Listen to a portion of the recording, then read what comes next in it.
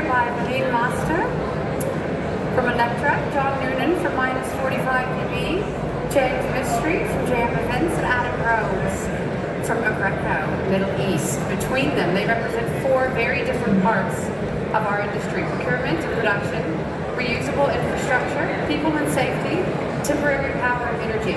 I think that range of perspectives is exactly what we need to explore today.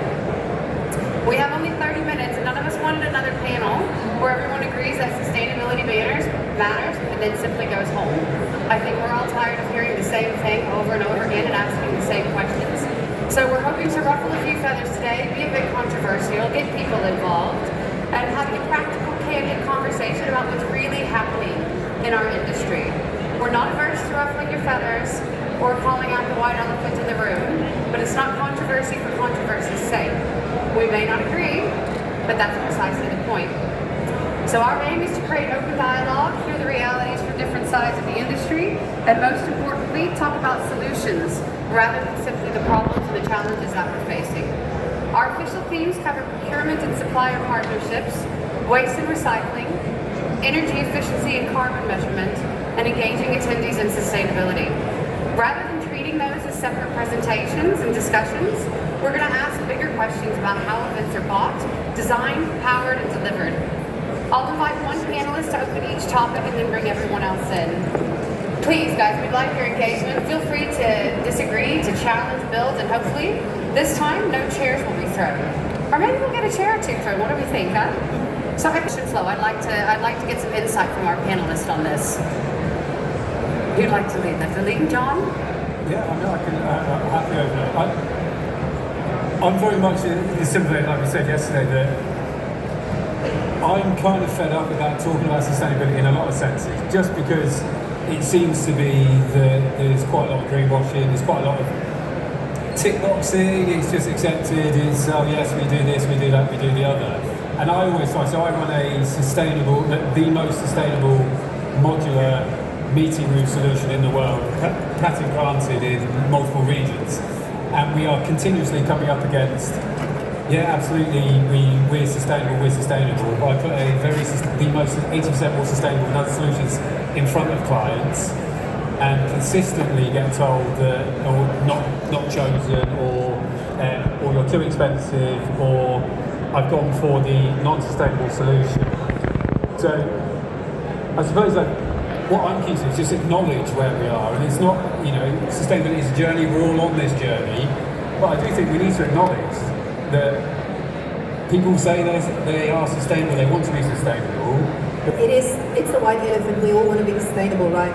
And when I look at it from a procurement side, we write those RFPs and we put in, you need to have this, you have this, and then this, but at the end of the day, the commercial team comes and they're like, can't afford it, right? Nobody wants to pay for it.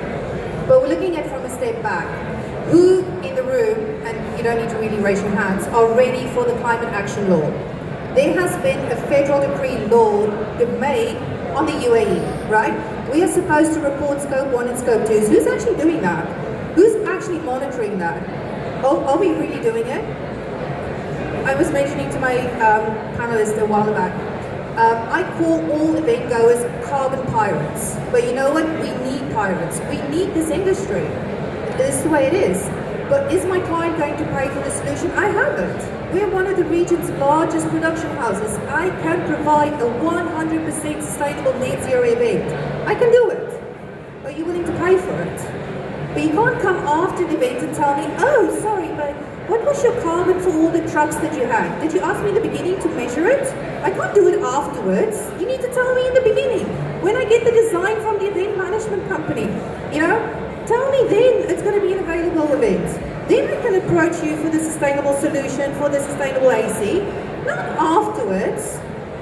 So we can go around this question over and over again, but are we really serious about this? What is the industry doing to make it a point? That's all I want to know. People don't really know what to do with it, yeah? It's being bundled together. The requirements are coming from the RFPs. So they're going to someone saying, how can you respond to this? They don't want to necessarily do anything with sustainability. It's a requirement that's coming from the RFP or government. So it's being driven from that, opposed to companies saying, we're looking at Europe, we're looking at other other industries, we want to bring this into what we're doing and our delivery. That's not the driver right now, it's legislation. If we mirror this, or parallel look at it to HSE before Expo, in 2017 when we started doing health and safety here, there was companies that wanted to deliver and make sure that everyone was safe. There was ones, again, that were ticking the box. That's where we're at with sustainability now. There's companies that are genuinely interested in having impact. There's companies that are looking to tick a box. We're also looking, sustainability is a huge, broad spectrum which we're looking at here. If we kind of go back to where we're at today, making events sustainable, we've got sustainable power solutions, we've got structures, we've got production. This is within the UAE, so it's possible. It's here. It's, like you said, 100% sustainable event with locally based people can be delivered now.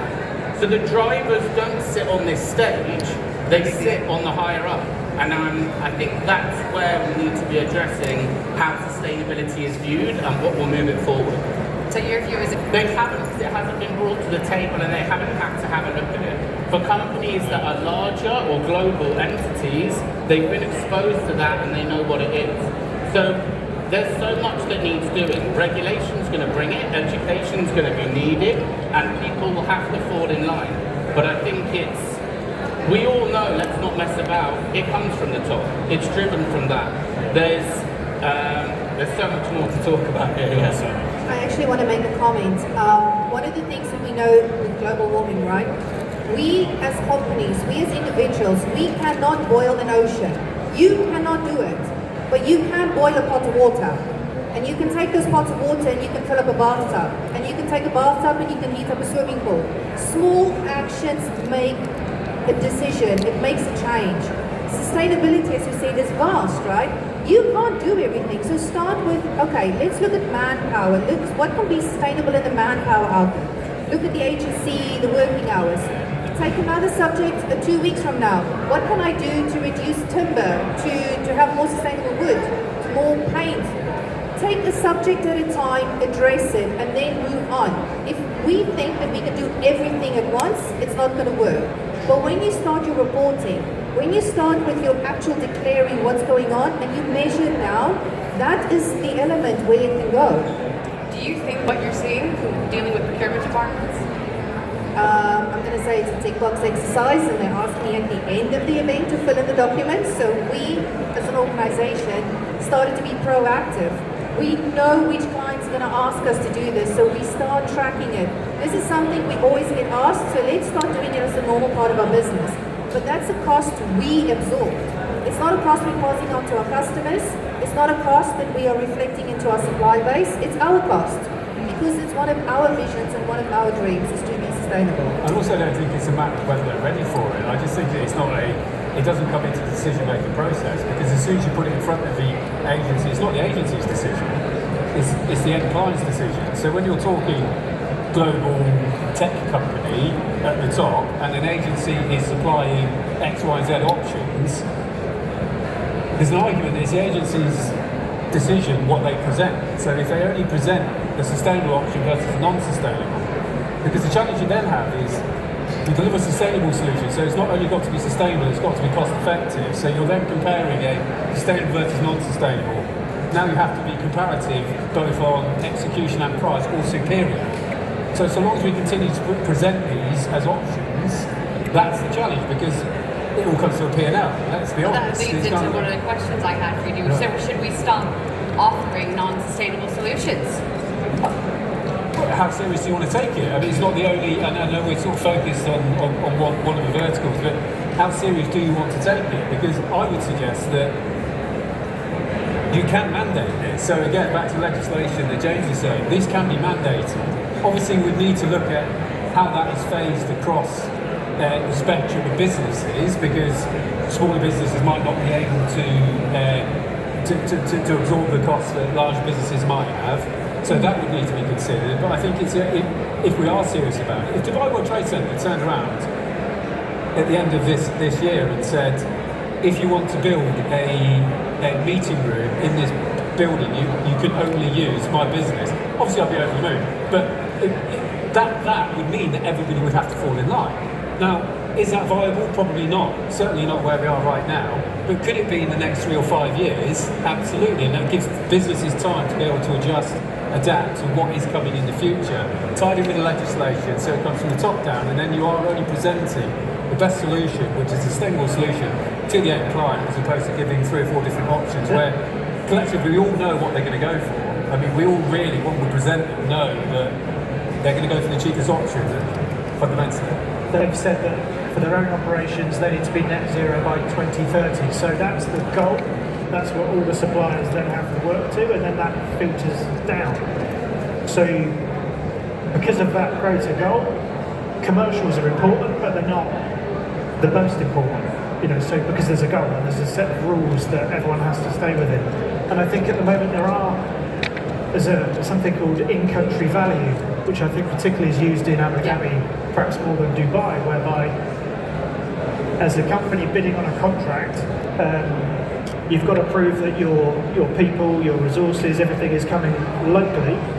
And I think sustainability is about 3% of ICV at the moment, and perhaps it just needs to be a bigger topic, a bigger rule set by EET, DCT, and there might be some people in the room from those organisations, and I know that there's some conversations about putting in some rules around that, but it's at that point that you'll see the commercial conversation coming. It'll always be there, but less critical. Industry. There was nothing called sustainable graphic. People think about it. But from a procurement side, because that's my core, I go to a supplier and say, look, we really want to do something that is sustainable in graphics. The suppliers then say, we can do something, and it's a development, it's a relationship building, coming up with a product at the end of the day that is really sustainable. What is the elements that makes it sustainable? Is it the paint that you use, is it the logistics, or whatever it is? But working with your supply base and then integrating that into your core product. So now, when we sell to our customers and they don't even specify sustainable solution, I know that I can do timber, paint, and graphics and carpeting as sustainable. You don't need to ask me that anymore. It is part of my core output. But you still get the, tick box, tick box. So yes, legislation will indicate that, but we know what we can do to counteract that. But the way that ICV, I'll go back to that example, works is that the budget holder is scored based on the supplier's ICVs. So the moment then that all starts to filter up, and then that changes the conversation quite quickly, because they need to choose suppliers that are using the right habits and and that just doesn't exist yet for us. So they are trying to make change here. It's not all doom and gloom. So DET at the moment has a task force, event sustainability task force it's put together. They've been working in the background. Jan's part of it, as are lots of other companies. They've been working in the background for the last year, putting together event sustainability principles that the agencies will have to work to. So then you'll be classed as a tier A, B, C in sustainability terms, where you fit, and then you'll only be able to go to certain types of jobs based on your sustainability grading. Yeah. In theory, that's great. It shows things are moving in the right direction, but will that actually come to fruition and be released? Again, in parallel, we wrote the event safety guidelines for Abu Dhabi in 2019. That didn't get released because COVID happened. Because by releasing this, it put extra financial pressure on the people delivering. It wasn't possible. This got released in 2024 as guidelines, as guidance, not as legislation. So bearing in mind what's happened geopolitically here now, and everyone's under financial pressure, will that be released? Is it the right time to again put more financial pressure, which will ultimately cost at the top more money? So just to put the kind of, shoe on the other foot, they're trying, we're not quite there yet. What will happen with legislation, I think will all come out in the next 6 months or a year, yeah. It's just time. So, I'd like To have and now it's becoming the must have. However, if a company is serious about something, and let's go to HSE, right? If the company says, I'm serious about HSE, isn't the company going to do everything to understand the realm of HSE? What is the laws of the health and safety of the employee? What is it, the company, whatever? So we're saying is if the company is serious about sustainability, there has to be a person who takes the accountability to understand what is the regulations of the country you're operating in, what is the changes that are happening. Trade shows like this is a perfect opportunity to find out, or audits, ISO audits, things like that. When these auditors come to you, they're going to ask you, oh, where's your updated legal register? What is the latest application? Did you adjust the trade law? And that is how you get to know about these things. But I'm saying is, if a company is serious, you should know. But if you don't know, But the reality is risk that of, it has to be carrot, it has to be engaging, it has to be on this journey, as opposed to just, if you're not compliant, then you can't win an RFP. So Because it collapses the whole industry. So realistically then, how do we get clients